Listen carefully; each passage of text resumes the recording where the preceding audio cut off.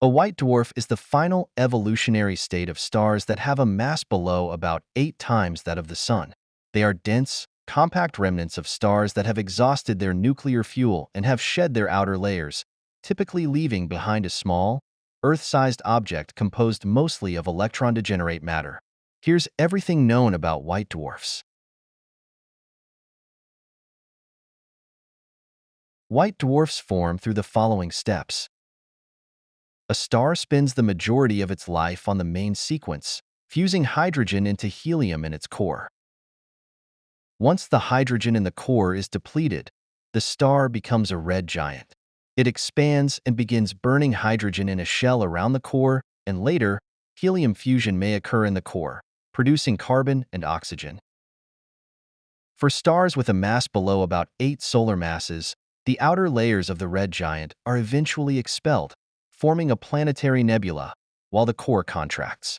This core is the precursor to a white dwarf.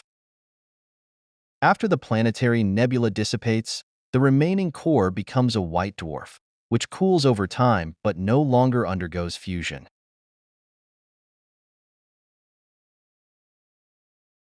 White dwarfs have a set of unique physical properties that distinguish them from other celestial objects.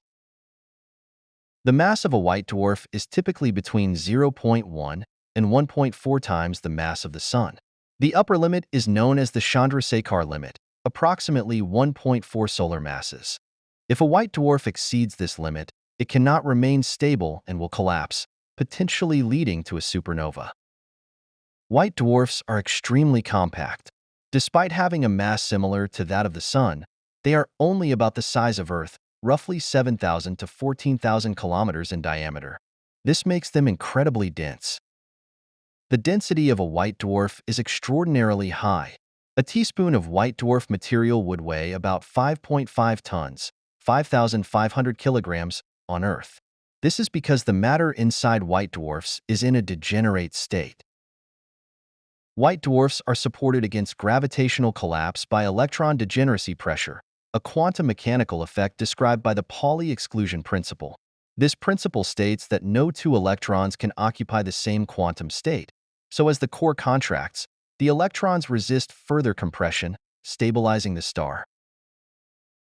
Due to their small size and high mass, white dwarfs have extremely strong surface gravity.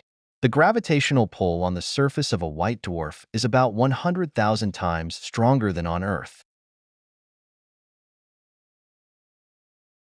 White dwarfs do not have any source of nuclear fusion, so they cool over time as they radiate away their residual heat. After formation, a white dwarf is very hot, with surface temperatures ranging from 100,000 K down to 5,000 K or lower. Over billions of years, the white dwarf will cool down as it radiates energy into space. In theory, after a very long time, possibly trillions of years, a white dwarf will cool to the point where it no longer emits significant radiation and becomes a black dwarf. However, the universe is not old enough for any black dwarfs to exist yet. A newly formed white dwarf emits mostly white or blue light due to its high temperature.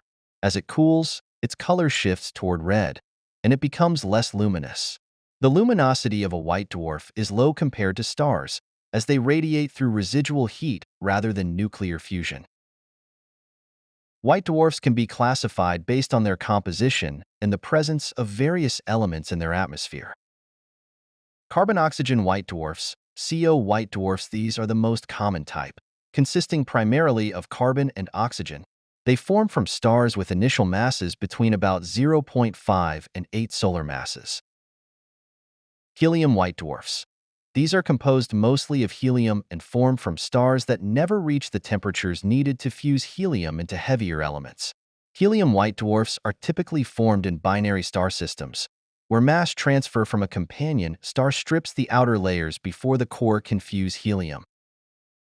Oxygen neon white dwarfs. One white dwarfs, these are formed from stars that were massive enough to burn carbon, leaving behind cores composed of oxygen and neon. They are less common than carbon-oxygen white dwarfs. Atmospheric classification. White dwarfs are also classified based on the elements present in their atmosphere. Da white dwarfs. These have atmospheres dominated by hydrogen. DB white dwarfs. These have atmospheres dominated by helium. DO, DQ, DZ white dwarfs.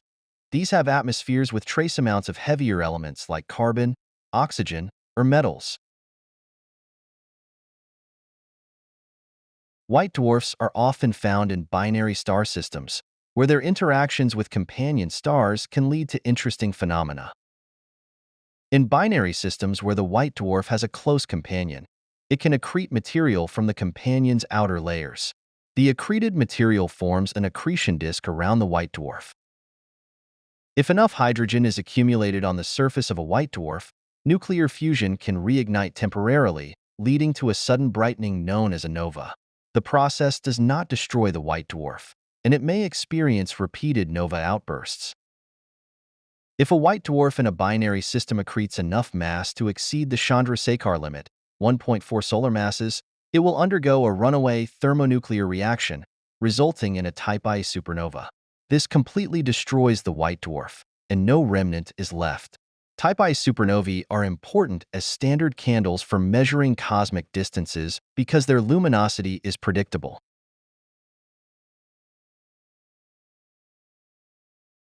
White dwarfs will continue to cool and fade over time. As mentioned earlier, after billions or trillions of years, white dwarfs will become cold, dark remnants known as black dwarfs. However, no black dwarfs exist yet, as the universe is not old enough for white dwarfs to cool to this extent. White dwarfs will remain stable as long as their mass stays below the Chandrasekhar limit. In this state, they are held up by electron degeneracy pressure, preventing further collapse. One of the most famous white dwarfs, Sirius B, is part of a binary system with Sirius A, the brightest star in the night sky. Sirius B is about the size of Earth but has nearly the mass of the Sun, making it extremely dense. Procyon B, a white dwarf companion to the star Procyon in the constellation Canis Minor, it has a mass of about 0.6 solar masses. Van Mayenen's star, one of the closest solitary white dwarfs to Earth, located about 14 light-years away. White dwarfs in binary systems with other compact objects, like neutron stars or black holes, can emit gravitational waves as they orbit each other. These systems are important for testing theories of gravity and understanding the emission of gravitational radiation. One fascinating discovery about white dwarfs is the process of crystallization. As white dwarfs cool, their interiors can undergo a phase transition in which the carbon and oxygen ions crystallize, forming a solid core. This process releases latent heat, which can slow the cooling of the white dwarf. Recent studies suggest that older white dwarfs are likely to have solid, crystallized cores. White dwarfs are fascinating remnants of stellar evolution, representing the final stage for most stars in the universe. They are remarkable for their extreme density, strong surface gravity, and the quantum mechanical principles that stabilize them.